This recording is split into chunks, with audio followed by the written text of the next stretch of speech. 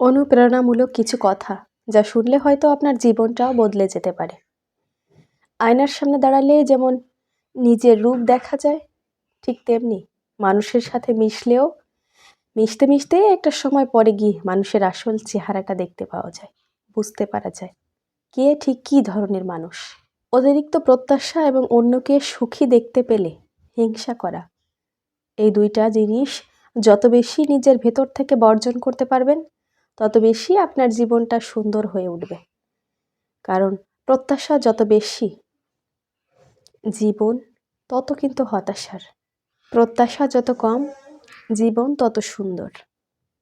অন্যকে দেখে হিংসা করার মাঝে কোনো সার্থকতা নেই। অন্যকে দেখে হিংসা না করে বরং তার খুশিতে খুশি হয়ে দেখো, তোমারও ভালো লাগবে। জীবনের রাস্তা কখনো বন্ধ হয়ে যায় না। একটা রাস্তা বন্ধ হয়ে যাবে তো আরেকটা রাস্তা ঠিকই খুলে যাবে। কখনো তোমার জন্য কোনো রাস্তা চিরতরে বন্ধ হয়ে যাবে না, এটা বাস্তবতা। সবসময় নিজের রাগটাকে কন্ট্রোল করতে শিখুন। যখন আপনি দেখবেন আপনার রাগটাকে আপনি কন্ট্রোল করতে পারবেন, তখন ভেবে নেবেন আপনি আপনার জীবনটাকেও সঠিকভাবে কন্ট্রোল করতে পারবেন। ভদ্রতা জিনিসটা এতটা সহজ নয়, সবার কাছে এটা আশাও করা যায় না। এটা তো তার কাছে আশা করতে হয় যে একজন ভদ্র মানুষ। সবার কাছে আশা করলে এটা পাওয়া যায় না। এই দামি জিনিসটার মূল্য সবাই বোঝে না, আর সবার কাছে এই দামি জিনিসটা থাকেও না। কাউকে কিছু বোঝানোর থেকে নিজে চুপ করে থাকা ভালো। নিশ্চুপতা আপনাকে শান্তি এনে দেবে।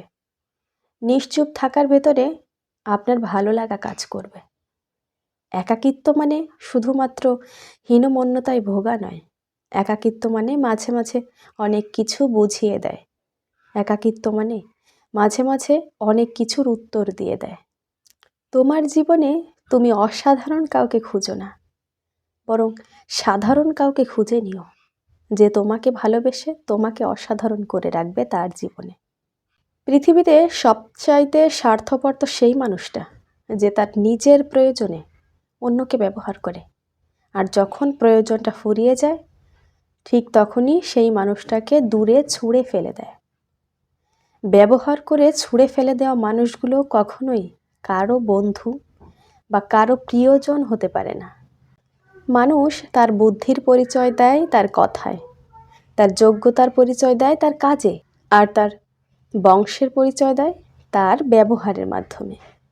কাউকে অপমান করার আগে দুবার ভাববেন, কারণ আজ হয়তো যে মানুষটাকে আপনি ছোট ভেবে অপমান করছেন, কাল সেই মানুষটাই আপনার উপকারে আসতে পারে। আপনি তার সাহায্য প্রার্থী হতে পারেন। কখনোই কাউকে ছোট করা উচিত নয়, কারণ কে কখন কার প্রয়োজনে চলে আসে এটা কেউ বলতে পারে না। যে স্মৃতিগুলো আমরা সুখের মনে করে জমিয়ে রাখি নিজেদের ভেতরে, একসময় সেই স্মৃতিগুলোই আমাদেরকে বারবার মনে পড়িয়ে দেয় পুরনো কথাগুলো। সেই স্মৃতিগুলোই আমাদেরকে কষ্টের দিকে ঠেলে দেয়। সবাই বলে দুঃখ নাকি খারাপ, যখনই আসে ভীষণ কষ্ট দিয়ে যায়, কাঁদিয়ে যায়। কিন্তু আমি বলি দুঃখটা খারাপ নয়, জীবনে দুঃখ আসাটা ভালো।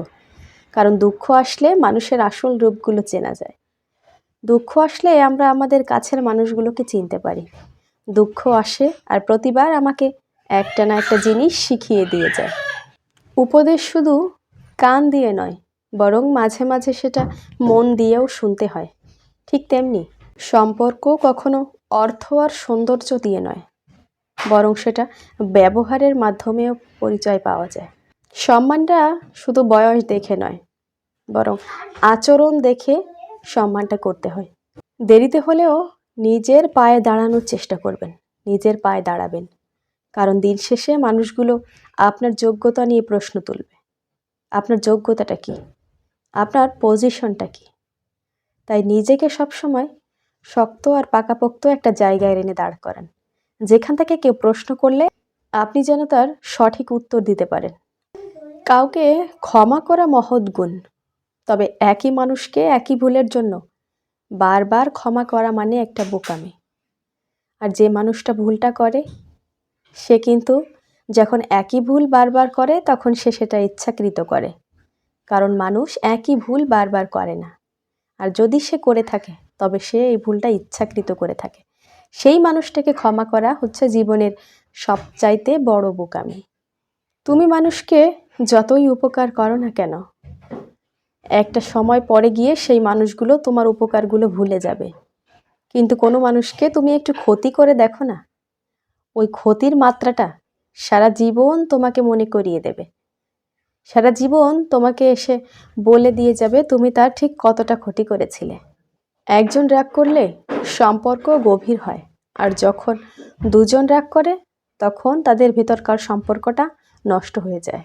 তুমি যত বড় হবে তত বুঝতে পারবে এই পৃথিবীর মানুষগুলো খুবই স্বার্থপর। প্রয়োজন ছাড়া কেউ কাউকে মনে রাখে না, প্রয়োজন ছাড়া কেউ কাউকে মনেও করে না।